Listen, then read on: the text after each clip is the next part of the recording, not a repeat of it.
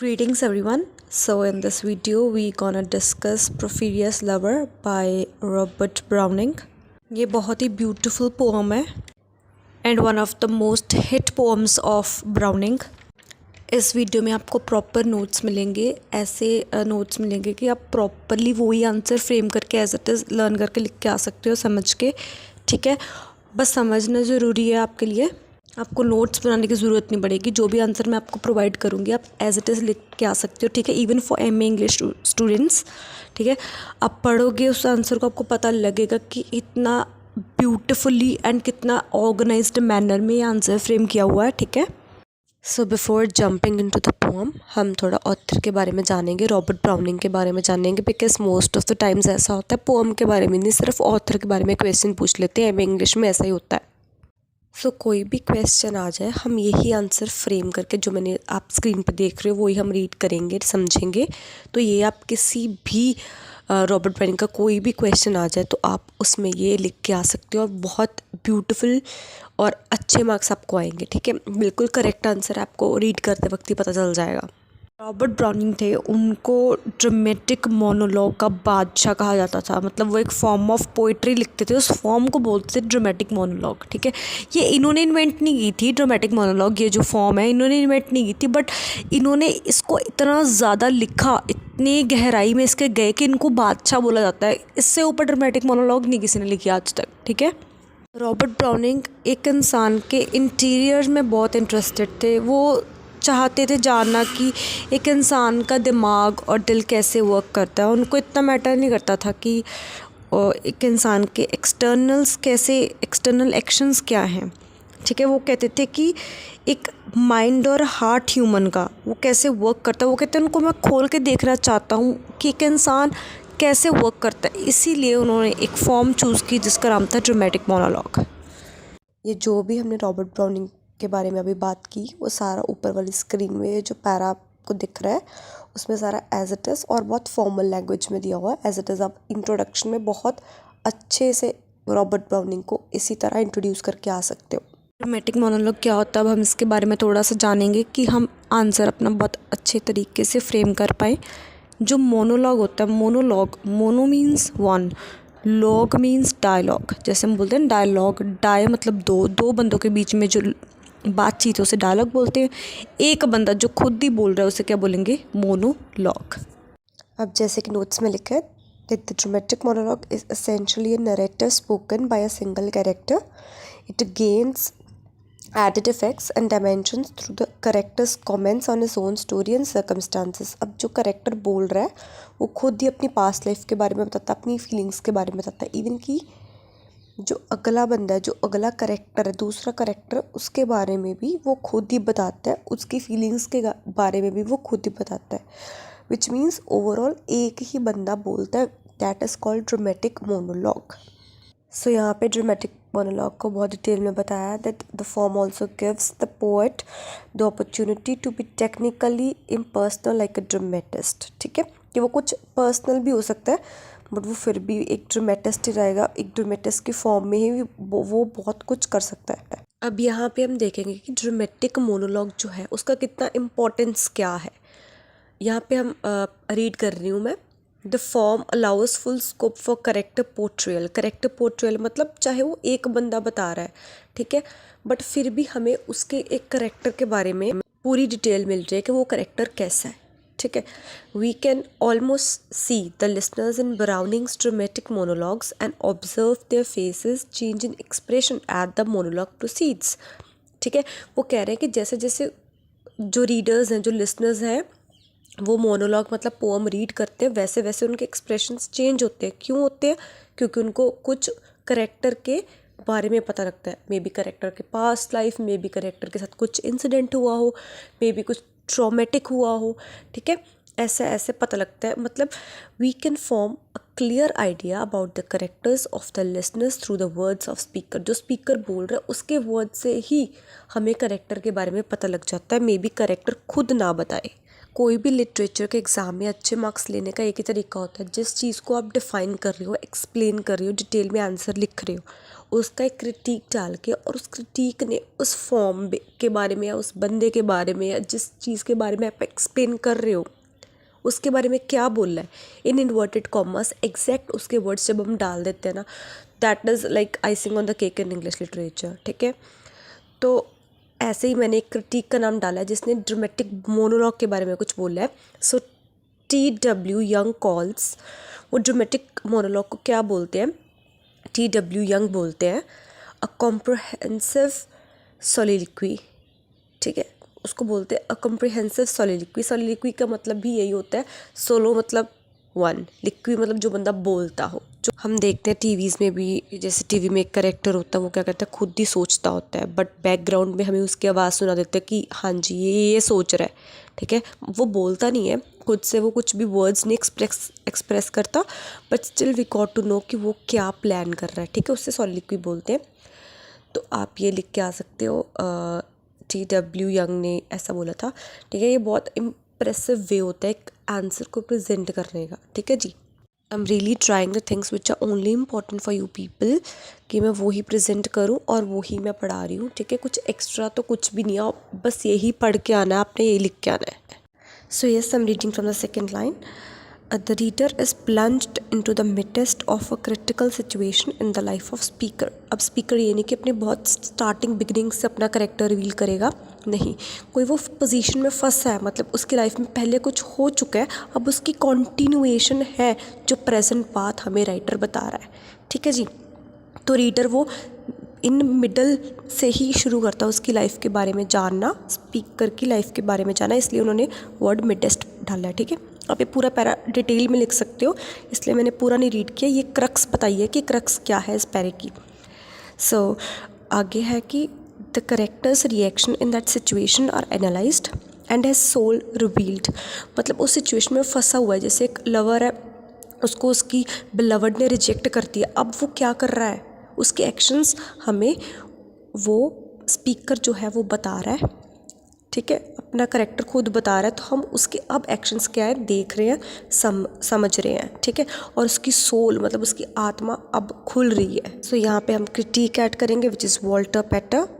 वो क्या कहते हैं, ब्राउनिंग की जो पोइट्री है वो क्या है, पोइट्री ऑफ सिचुएशंस, क्योंकि वो जो पोइट्री लिखते हैं उनमें पहले ही एक सिचुएशन, एक प्रॉब्लम दी होती है, वो हम आगे एनालाइज करते हैं। ठीक है, so in the last para, each of the dramatic monologues has an abrupt and arresting beginning suggesting that the present situation is continuation of something that has gone before। ठीक है, मैंने अभी आपको बताया कि जो पहले चीज़ें हो चुकी हैं उनकी कॉन्टिन्यूएशन ही है जो अब हम पोअम में रीड कर रहे हैं। ये है ड्रामेटिक मोनोलॉग और ये था ब्राउनिंग का स्टाइल लिखने का। ठीक है, इसकी एग्जांपल्स बहुत सारी हैं, जैसे अभी मैंने आपको दी हुई है द लास्ट राइड टुगेदर और पोर्फिरियस लवर, जो हम आगे पढ़ेंगे। ठीक है, this is the end of dramatic monologue. इतना इज़ मोर देन एनफ, सारे पॉइंट्स गैदर होते हैं, सब कुछ गैदर होता है। If you want PDF you can comment me. ठीक है, तो मैं आपको PDF भी कमेंट के फर्स्ट सेक्शन में डाल दूँगी, फर्स्ट कमेंट में डाल दूँगी। ठीक है, तो अब हम अपनी शुरू करते हैं पोम से, which is Porphyria's lover. So we gonna start with the poem. The rain sets early into night. The sullen wind was soon awake.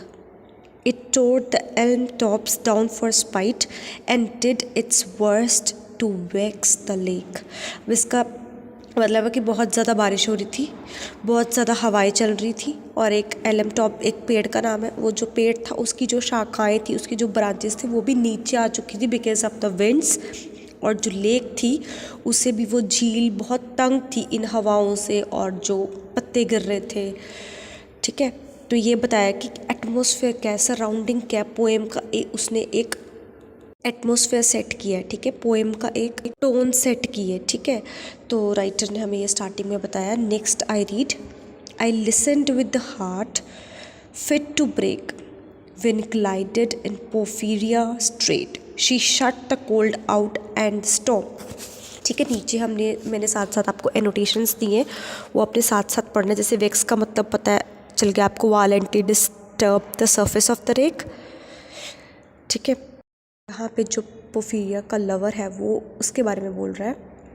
I listen with heart fit to break, कि जो उसके lover का heart है वो टूट जाता है। क्यों टूट जाता है? क्योंकि इतना सारा बाहर तूफान चल रहा है। When glided in Porphyria straight, but जब पोफीरिया उसके कॉटेज में, उसके घर में, जहाँ पे भी वो है वहाँ पे आती है, वो क्या करती है, जब वो अंदर आती है वो सारा तूफान और सारी ठंड बाहर छोड़ के आती है। मतलब उसके लवर को बहुत वार्मथ मिलती है जब वो अपने बिलवड पोफीरिया को देखता है। Next, and kneeled and made the cheerless grate, मतलब वो नील डाउन होती है, जब वो कमरे में आती है नील डाउन होती है, फिर वो कहती है वो आग जलाती है। ठीक है, चीयरलेस ग्रेट का मतलब लिखा हुआ है नोटेशंस में, the fire had gone out, fire जलाती है। ब्लेज अप का मतलब क्या, वो आग बहुत ब्राइटली जलती है। And all the cottage warm, और जो सारा कॉटेज है वो बहुत गर्माहट से भर जाता है। Which done she rose and from her form, अब वो उठती है, वो आग जला के वो उठती है। Withdrew the dripping clock and shawl, withdrew मतलब उतारती है, ड्रिपिंग मतलब जो टपक रहा है, क्लॉक का मतलब जो लॉन्ग सा कोट होता है, जैसे आप हैरी पॉटर में देखोगे वो बड़े बड़े कोट से डाल के चलते हैं क्लॉक उसे, और शॉल तो पता ही है शॉल। ठीक है, तो उसे उतारती है। And laid her soiled gloves by, ठीक है, तो अपने जो गीले ग्लव्स है उसे भी वो उतार देती है। अनटाइड हर हैट, अपनी हैट को उतारती है। And let the damp hair fall, damp मतलब जो गीले नहीं होते बट सीले से जो बाल होते हैं, सीलन को हम डैम्प बोलते हैं, उसे भी वो बालों को, ऑब्वियसली अगर वो हैट उतारेगी तो बाल नीचे गिरेंगे। And last she said down by my side, और फिर वो मेरे पास आके बैठ जाती है। एंड कॉल्ड मी, फिर मुझे बुलाती है। She put my arm about her waist, ठीक है, वो जो स्पीकर है, जो उसका बिलेवर्ड है पोफीरिया का, वो कहता है कि वो मेरे आर्म उठाती है और अपने वेस्ट पे रखती है। And made her smooth white shoulder bare, और जो उसके शोल्डर पर कपड़ा है उसे वो हटाती है और उसका जो वाइट शोल्डर है वो उसे दिखता है, उसे बिलेवर्ड को। And all her yellow head displaced, जब वो अपना कपड़ा उतारती है तो उसके जितने भी बाल हैं सारे येलो कलर के, वो सारे बिखर जाते हैं। And stooping made my cheek lie there, फिर जो उसका चीक है वो अपने उसके शोल्डर पे रखती है। And spread over all her yellow hair, जो बाल है येलो कलर के वो सारे उसके लवर के हेड पर और उसके शोल्डर पर, पोफीरिया के शोल्डर पर सारे खिलर जाते हैं। Murmuring how she loved me, और फिर वो खुसफुसा के बताती है कि वो कैसे मुझे प्यार करती है। Too weak for all her heart's endeavour, फिर वो बताती है कि उसका जो दिल है वो कितना वीक है, बिकॉज वो बहुत पैशनेटली उससे प्यार करती है। To set its struggling passion free, वो कहती है कि इतना मेरे में पैशन है। फ्रॉम प्राइड का मतलब एनोटेशंस में रीड करो, social pride for her reputation in society would be lost if she joined her lover, इसका मतलब है कि अगर वो ऐसे ही रोज़ाना मिलने आती रही तो जो उसकी रेपुटेशन है सोसाइटी में वो ख़राब होएगी। सो मे बी वो थोड़ा सा नेगेटिव आ रही है प्यार में कि मे बी वो आगे नहीं मिल सकते, मे बी वो मैच नहीं करते एक दूसरे से। ठीक है, and vainer ties dissever, vainer का मतलब लिखा हुआ है useless bonds of convention and give herself to me forever, जो स्पीकर है, जो लवर है, वो मे भी कहता है कि वो सारा कुछ मुझे ही सौंपने आई है, अपने आप को पूरी मुझे ही सौंपने आई है। डिसेवर का मतलब होता है कट ऑफ, बिल्कुल ही नाता तोड़ देना। But passion sometimes would prevail nor could tonight's gay feast restrain, मतलब वो जो पोफीरिया का पैशन है वो इतना ज़्यादा है कि वो एक फीस्ट मतलब एक पार्टी छोड़ के अपने लवर को मिलने आई है। A sudden thought of one so pale, अब ये थॉट एक आता है लवर के माइंड में और वो पेल हो जाता है, पेल मतलब उसका रंग उड़ जाता है। For love of her and all in when, मतलब वो कहता है कि शायद वो मुझसे इतना प्यार करती है but may be all in when, when का मतलब सब बर्बाद हो जाएगा, सब खत्म हो जाएगा। ठीक है, तो वो मे बी थोड़ा पॉजेसिव और इनसिक्योर हो रहा है पोफीरिया के लव को लेके। So she was come through wind and rain, कि इतनी दूर से वो मुझे मिलने इतनी हवा और बारिश के बावजूद भी आई है। Be sure I looked at her eyes, कि बी श्योर का मतलब हमने दिया हुआ है the lover is here addressing the hearer और द रीडर, मतलब जो स्पीकर है, जो लवर है, वो हमें बता रहा है हैप्पी एंड प्राउड, अब जो लवर है वो बहुत खुश है। At last I knew, Porphyria worship me, कहता मुझे पता है जो पोर्फिरिया है वो मुझे बहुत शिद्दत से प्यार करती है। Surprise made my heart swell, अब ये बात से मैं फूल चुका हूँ, ठीक है, बहुत खुश हूँ मैं। And still it grew while I debated what to do, जो लवर है वो इतना खुश है, वो डिसाइड नहीं कर पा रहा कि वो क्या करे, उसका जो दिल है वो बहुत खुशी से फूल चुका है, बहुत सब सरप्राइज्ड है वो बहुत। That moment she was mine fair perfectly pure and good. तो ये जो द मोमेंट है ना, एनोटेशंस में देखो बहुत इंपॉर्टेंट वर्ड है ये। इस क्षण वो राइटर की थी, बहुत शिद्दत से, बहुत प्योरली से, बहुत प्योरिफिकेशन से वो उसकी थी, और वो इसी प्यार को वो जीत मान रहा है। उसको पता लग गया लवर को कि अब वो क्या करे, उसको मिल गया रास्ता कि अब वो क्या करे। पहले वो पजल था, वो क्या करता है, जो उसके बालों की एक रस्सी बनाता है, एक स्ट्रिंग बनाता है लंबी सी, आई वाउंड, उसे वो लपेटता है। कहाँ लपेटता है, उसके गर्दन के आसपास 3 बार, 3 times her little throat around and strangled her, और तो क्या कर देता है, उसका गला दबा देता है। No pain felt she, I am quite sure she felt no pain, और कहता है मुझे पक्का पता है कि उसे कोई दर्द नहीं हुआ होगा, मुझे पक्का पता है उसे कोई दर्द नहीं हुआ होगा। As a shut bud that holds a bee, I wearily opened her lids. So अब जो पोर्फिरिया वो मर चुकी है, ठीक है, उसकी आंखें बंद हो चुकी है, और वो ध्यान से बहुत केयरफुली, वेरली मीन्स बहुत केयरफुली उसकी आंखें आईलिड्स खोलता है। जब वो खोलता है तो वो महसूस करता है कि वो ऐसी है जैसे एक मधुमक्खी जो है, जो एक मक्खी है, वो फंस जाती है एक कली में, एक फूल की कली में, उससे वो ऐसा फील होता है। Laughed the blue eyes without a stand.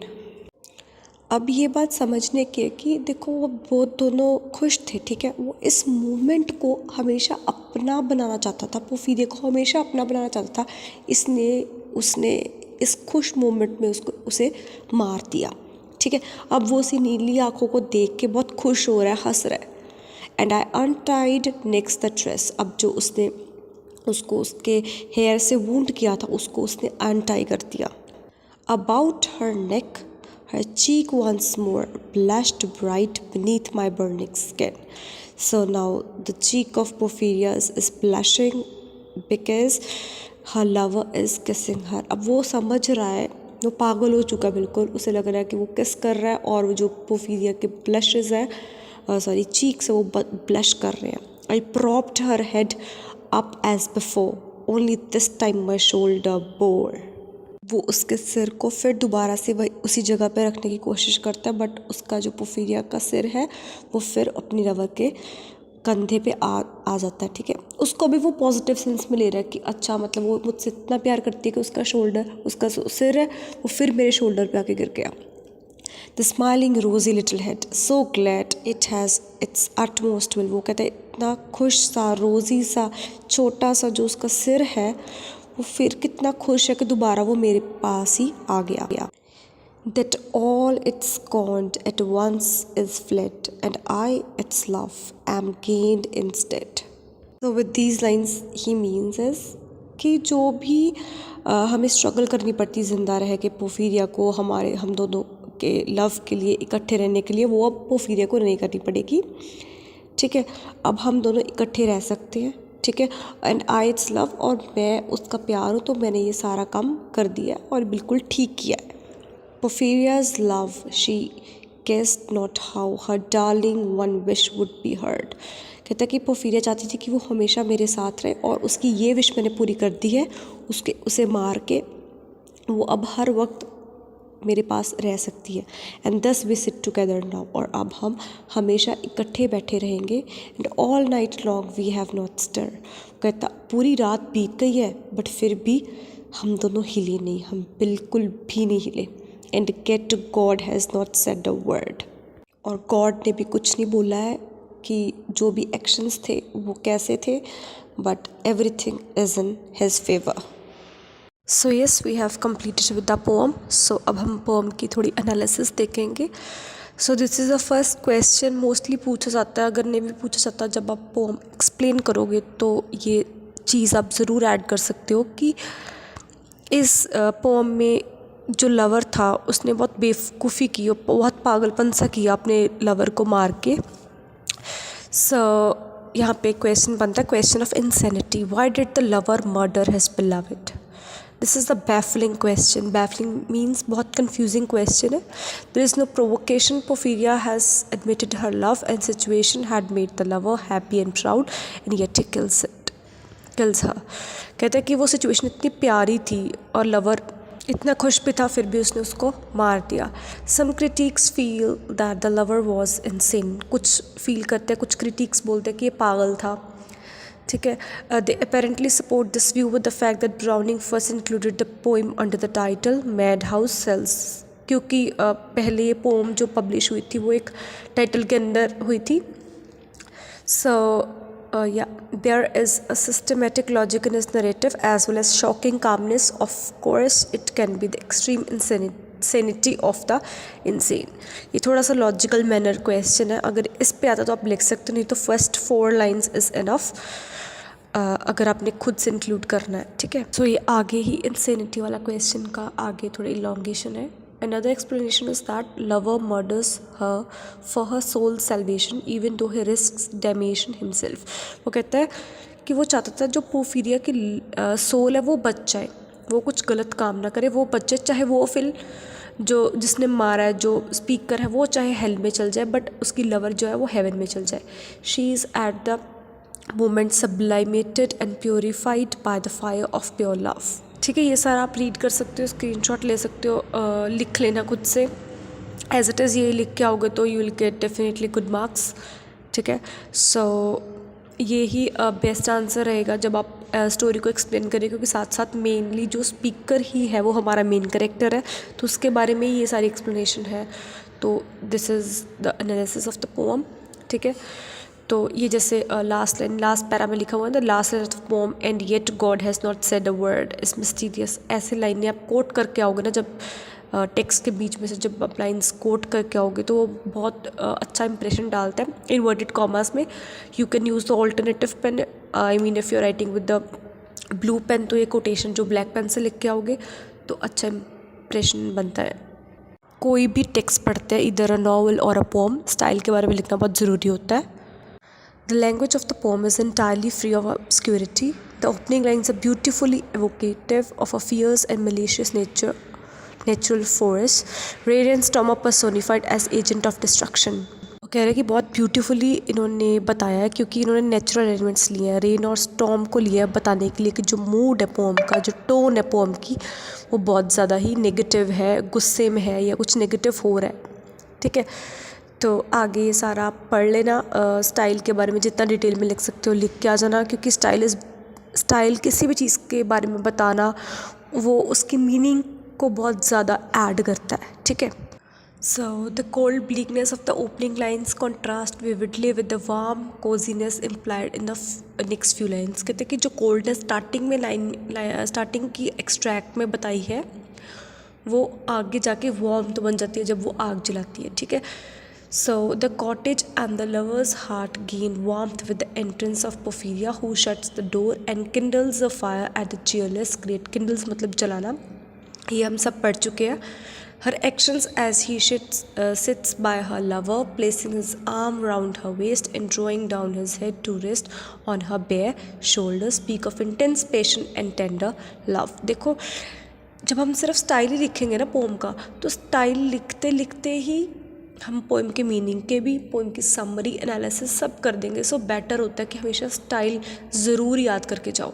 ठीक है, सो लास्ट पैरे में देखते हैं, there is one simile which is executive and felicitious, where Porphyria's eyelids are compared to shut petals of a bud and the eyes to be imprisoned in the bud. ये हमने पढ़ा था कि वो जो उसकी आँखें हैं वो किसके साथ कंपेयर की हुई है, एक मधुमक्खी के साथ जो फंसी हुई है कली में। ठीक है, so yes, finally we come to the conclusion of the poem.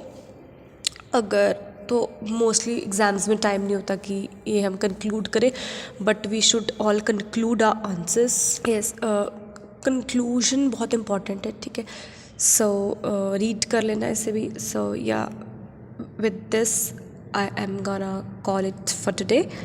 किसी भी चैप्टर या पोम या नॉवल की आपको ऐसे नोट्स चाहिए तो please comment me, so I can make it for you. So yeah, bye, take care.